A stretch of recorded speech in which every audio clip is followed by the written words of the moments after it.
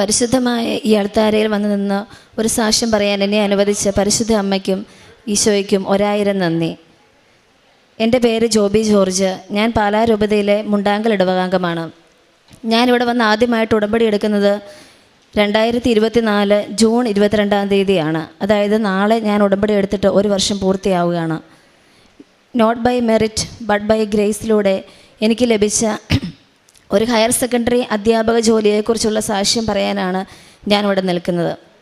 2018 set exam പാസ്സായതിനു ശേഷം ഞാനൊരു 7 വർഷത്തോളം വിവിധ ഹയർ സെക്കൻഡറി സ്കൂളുകളിൽ ഗസ്റ്റ് അധ്യാപികയായിട്ട് ജോലി ചെയ്യുകയായിരുന്നു. പക്ഷേ പെർമനൻ്റ് ആയിട്ടുള്ള ഒരു ജോലിയിലേക്ക് പ്രവേശിക്കണം എന്നുണ്ടെങ്കിൽ എനിക്ക് പെർമനൻ്റ് ഇൻ്റർവ്യൂ നടക്കണമായിരുന്നു. പക്ഷേ 2021 ഒരു ഭിന്നശേഷി പ്രശ്നവുമായിട്ട് ബന്ധപ്പെട്ടിട്ട് ഇൻ്റർവ്യൂ നടക്കാനുള്ള സാധ്യതയേ ഇല്ലാതായി. അങ്ങനെ കണ്ടിന്യൂസ് ആയിട്ട് 2024 വരെ ഞാൻ വിവിധ സ്കൂളുകളിൽ ഇങ്ങനെ ഗസ്റ്റ് അധ്യാപികയായിട്ട് ജോലി ചെയ്തുകൊണ്ടിരുന്നു. അങ്ങനെ എനിക്ക് 38 വയസ്സായി. 1 വർഷം കൂടെ കഴിഞ്ഞ് കഴിഞ്ഞാൽ ഞാൻ ഏജ് ഓവർ ആകും. ഈ ഒരു അധ്യാപക ജോലി അതോടുകൂടി എനിക്ക് അസാധ്യമായി തീരുമെന്നുള്ളൊരവസ്ഥ വന്നു. കൃപാസനത്തെക്കുറിച്ച് ഞാനിതിനു മുൻപ് പലപ്പോഴും കേട്ടിട്ടുണ്ടെങ്കിലും ഇവിടെ വരുന്നതിനെക്കുറിച്ചോ ഉടമ്പടി എടുക്കുന്നതിനെക്കുറിച്ചോ ഒന്നും ഞാൻ ചിന്തിച്ചിട്ടുണ്ടായിരുന്നില്ല. പക്ഷേ 2024 ഞാൻ ഗസ്റ്റായിട്ട് ജോലി ചെയ്ത സ്കൂളിലെ ഒരു അധ്യാപിക, അതുപോലെ പലപ്പോഴായിട്ട് ഞാൻ കണ്ടുമുട്ടിയ പല വ്യക്തികളും എന്നോട് കൃപാസനത്തിൽ പോകുന്നതിനെക്കുറിച്ച് കണ്ടിന്യൂസ് ആയിട്ട് പറയാൻ തുടങ്ങി. അങ്ങനെ എനിക്കും കൃപാസനത്തിൽ വരണമെന്നും ഉടമ്പടി എടുക്കണമെന്നും ഒരാഗ്രഹമുണ്ടാവുകയും തൽഫലമായിട്ട് ഞാൻ കഴിഞ്ഞ വർഷം ജൂൺ 22-ന് ഇവിടെ വന്ന് ഉടമ്പടി എടുക്കുകയും ചെയ്തു. അതിനുശേഷം ഉടമ്പടി നിബന്ധനകളെല്ലാം ഞാൻ കൃത്യമായിട്ട് പാലിക്കാൻ തുടങ്ങി. രാവിലെ പ്രത്യക്ഷീകരണ പ്രാർത്ഥന, അതുപോലെ സന്ധ്യാപ്രാർത്ഥന, ബൈബിൾ വായിക്കുന്ന കാര്യങ്ങൾ, കുമ്പസാരം, അങ്ങനെയുള്ള കാര്യങ്ങളൊക്കെ വളരെ കൃത്യമായിട്ട് ചെയ്യാൻ തുടങ്ങി. അതിനുശേഷം ഞാൻ സെപ്റ്റംബറിൽ വന്നിട്ട് ഉടമ്പടി ആദ്യമായിട്ട് പുതുക്കി. അതിനുശേഷം ഒക്ടോബർ മാസം ആയപ്പോഴേക്കും ഞാൻ ചെയ്തുകൊണ്ടിരുന്ന ആ ജോലി എനിക്ക് നഷ്ടപ്പെട്ടു. അപ്രതീക്ഷിതമായിട്ടൊരു പ്രമോഷൻ ഉണ്ടാവുകയും അതിൻ്റെ ഫലമായിട്ട് ഞാൻ ചെയ്ത ആ ജോലിയിൽ നിന്ന് എനിക്ക് പുറത്തേക്ക് പോകേണ്ടി വരികയും ചെയ്തു. പിന്നീട് 2 മാസത്തോളം ഞാൻ വീട്ടിൽ വെറുതെ ഇരുന്നു. അതിനുശേഷം ജനുവരി മാസം ആയപ്പോഴേക്കും പാലാരൂപതയിൽ നിന്ന് തന്നെ എന്നെ ഒരു UP സ്കൂളിലേക്ക് വീണ്ടും ഡെയിലി വേജ് ആയിട്ട് വെക്കുകയും ചെയ്തു. അങ്ങനെ ആ ഒരു മാർച്ച് വരെ ആ ഒരു ജോലിയിൽ തുടർന്നു. പിന്നെ മെയ് മാസത്തിൽ പുതിയ ഗസ്റ്റ് ഇൻ്റർവ്യൂ വീണ്ടും നമ്മൾ അറ്റൻഡ് ചെയ്യണമായിരുന്നു. പക്ഷേ അതോടുകൂടി ഞാനൊരു ഏജ് ഓവറിലേക്ക് എത്തുന്നത് കൊണ്ട് ആ മെയ് മാസത്തിലെങ്കിലും ഇൻ്റർവ്യൂ നടന്നില്ല എങ്കിൽ, പെർമനൻ്റ് ഇൻ്റർവ്യൂ നടന്നില്ല എങ്കിൽ ആ +2 അധ്യാപക ജോലി എന്നുള്ളതൊരു സ്വപ്നം മാത്രമായിട്ട് അവശേഷിക്കുമായിരുന്നു. അതുകൊണ്ട് തന്നെ ഞാൻ മാതാവിനോട് ഒരു ഡേറ്റ് ഇട്ട്, അതായത് ഞാൻ പള്ളിയിൽ പ്രാർത്ഥിച്ചുകൊണ്ടിരുന്നപ്പോൾ മെയ് 24 എന്നൊരു ഡേറ്റ് എൻ്റെ മനസ്സിലേക്ക് തോന്നുകയും അതിനുള്ളിൽ ഈ പെർമനൻ്റ് ഇൻ്റർവ്യൂ നടക്കണമെന്ന് ഞാൻ ആഗ്രഹിച്ച് പ്രാർത്ഥിക്കുകയും ചെയ്തു.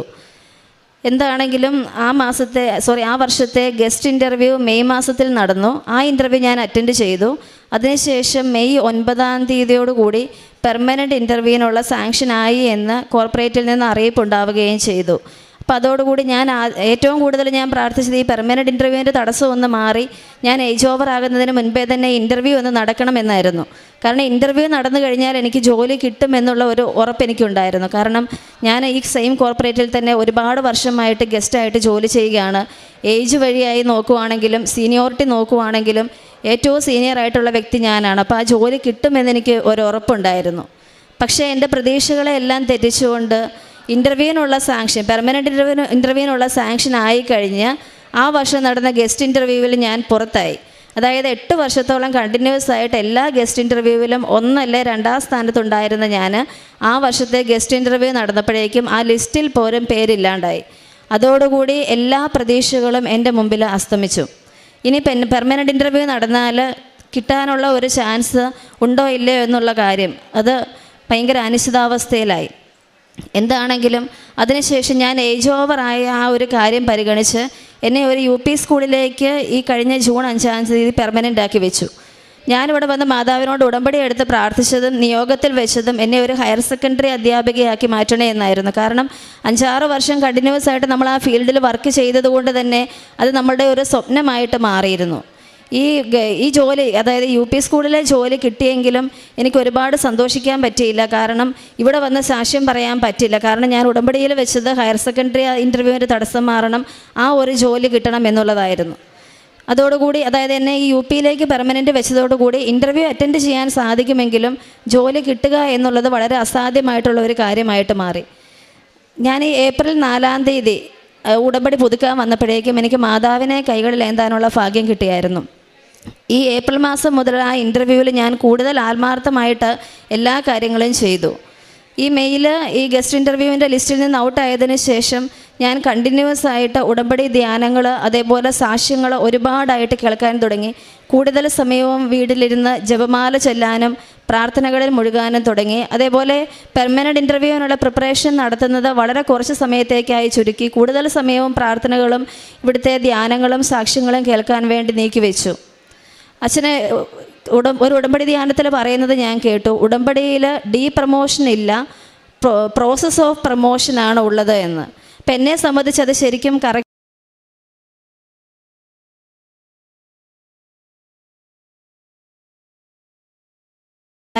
എന്നെ യു പി സ്കൂളിൽ പെർമനൻറ്റ് വെച്ചു. അതോടുകൂടി എല്ലാ സാധ്യതകളും, അതായത് ഒരു +2 അധ്യാപികയാവാനുള്ള എല്ലാ വാതിലുകളും എൻ്റെ മുമ്പിൽ അടഞ്ഞു. ആ ഒരു അവസരത്തിൽ ഉടമ്പടി ധ്യാനത്തിലൂടെയും അതേപോലെ തന്നെ ഞാൻ കേൾക്കുന്ന ഓരോ സാക്ഷ്യത്തിലൂടെയും മാതാവ് എനിക്ക് എൻ്റെ മനസ്സിലെ സംശയങ്ങൾക്ക് ഓരോ ഉത്തരങ്ങൾ നൽകിക്കൊണ്ടിരുന്നു. അതായത് ഞാൻ ആ സമയത്ത് കേട്ടുകൊണ്ടിരുന്ന അല്ലെങ്കിൽ ഞാൻ യൂട്യൂബ് ഓപ്പൺ ആക്കുമ്പോഴേക്കും ഞാൻ എടുക്കുന്ന എല്ലാ സാക്ഷ്യങ്ങളും ഈ ഒരു അധ്യാപക ജോലിയുമായിട്ട് ബന്ധപ്പെട്ടിട്ടായിരുന്നു. ഒരു സാക്ഷ്യം 22 വർഷമായിട്ട് ഹയർ സെക്കൻഡറി അധ്യാപികയാവാൻ ആഗ്രഹിച്ചിട്ട് മാതാവ് നിയമം മാറ്റി ഹയർ സെക്കൻഡറി അധ്യാപികയാക്കി മാറ്റിയ ഒരു അധ്യാപികയുടെ സാക്ഷി ഞാൻ കേൾക്കാനിടയായി. അപ്പോൾ അതോടുകൂടി മാതാവ് എന്നെ സഹായിക്കും എന്നുള്ള ആ ഒരു രീതിയിലേക്ക് ഞാൻ മാറി. അതേപോലെ ഞാൻ എല്ലാ ദിവസവും ഒരു വിശ്വാസപ്രമാണം ചൊല്ലി ബൈബിൾ എടുത്ത് വായിക്കാറുണ്ട്. അപ്പോൾ ഓരോ ദിവസവും പ്രത്യാശ നൽകുന്ന ബൈബിൾ വാക്യങ്ങൾ എനിക്ക് കിട്ടാൻ തുടങ്ങി. അതിനുശേഷം ഞാൻ യു പി സ്കൂളിൽ ജോലിക്ക് പോയി തുടങ്ങി. ഈ കഴിഞ്ഞ ജൂൺ 13-ാം തീയതി ആയിരുന്നു എൻ്റെ പെർമനൻറ്റ് ഇൻ്റർവ്യൂ. ഞാൻ ഈ പെർമനൻറ്റ് ഇൻ്റർവ്യൂവിൽ ഉടമ്പടി നേർച്ച വസ്തുക്കൾ ഉപയോഗിച്ചുകൊണ്ടാണ് ഇൻ്റർവ്യൂ അറ്റൻഡ് ചെയ്തത്. അതായത് അതിന് മുൻപ് ഞാൻ പെർമനൻറ്റ് ഇൻ്റർവ്യൂവിൻ്റെ ആപ്ലിക്കേഷൻ ഫോം കൊടുക്കുന്നതിന് മുൻപ് ഇവിടെ വരികയും മാതാവിൻ്റെ അടുത്ത് എൻ്റെ ആപ്ലിക്കേഷൻ ഫോം സമർപ്പിച്ചതിന് ശേഷമാണ്, അതായത് ഞാൻ നേരത്തെ മെയ് 24 എന്നൊരു ഡേറ്റ് ഞാൻ പറഞ്ഞായിരുന്നു. ആ മെയ് 24 എന്നുള്ള ആ ഡേറ്റിൽ തന്നെയാണ് ഞാൻ എൻ്റെ ആപ്ലിക്കേഷൻ ഫോം കൊണ്ട് സബ്മിറ്റ് ചെയ്തത്.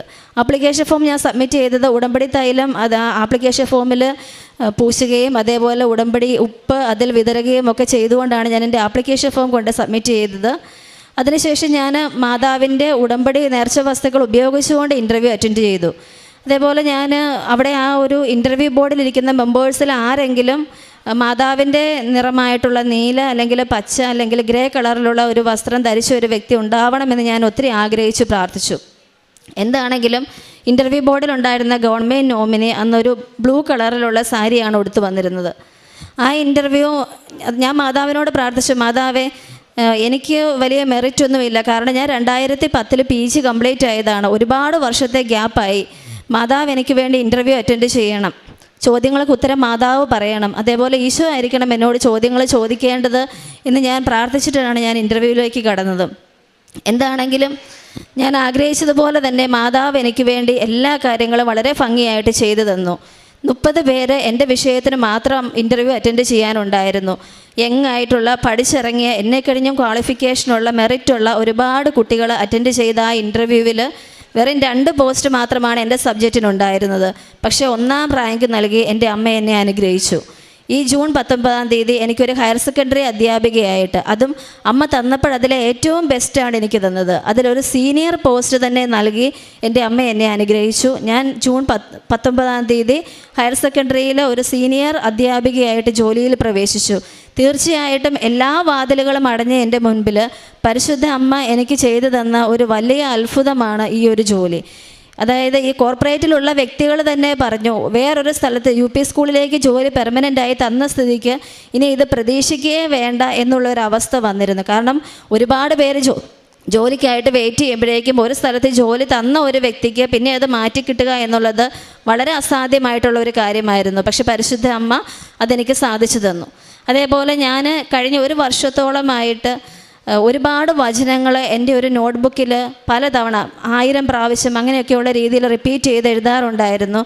അതായത് മനുഷ്യർക്ക് അസാധ്യമായത് ദൈവത്തിന് സാധ്യമാണ്. അങ്ങനെയുള്ള വചനങ്ങൾ ഞാൻ റിപ്പീറ്റ് ചെയ്ത് എഴുതാറുണ്ടായിരുന്നു. അതേപോലെ കൃപാസനം പ്രസാദവര മാതാവേ ആവേ മരിയ എന്നുള്ള വചനം ഒരു സിസ്റ്റർ ഇവിടെ ഒരു സാക്ഷ്യത്തിൽ പറയുന്നത് കേട്ടു. ആ സിസ്റ്റർ ഇങ്ങനെ റിപ്പീറ്റ് ചെയ്ത് എഴുതിയെന്ന്. ഞാൻ ആ ഒരു വചനം 1000 പ്രാവശ്യം എഴുതി. അതേപോലെ എപ്പോഴും പരിശുദ്ധ അമ്മേ എന്നെ അമ്മയുടെ പ്രത്യക്ഷീകരണത്തിൻ്റെ സാക്ഷിയാക്കി മാറ്റണമേ എന്ന് ഞാൻ കണ്ടിന്യൂസ് ആയിട്ട് പ്രാർത്ഥിച്ചുകൊണ്ടും വിശ്വാസ പ്രമാണം ചൊല്ലിക്കൊണ്ടുമാണ് ഞാൻ നടന്നതും അതേപോലെ തന്നെ ഇൻ്റർവ്യൂ അറ്റൻഡ് ചെയ്തതും.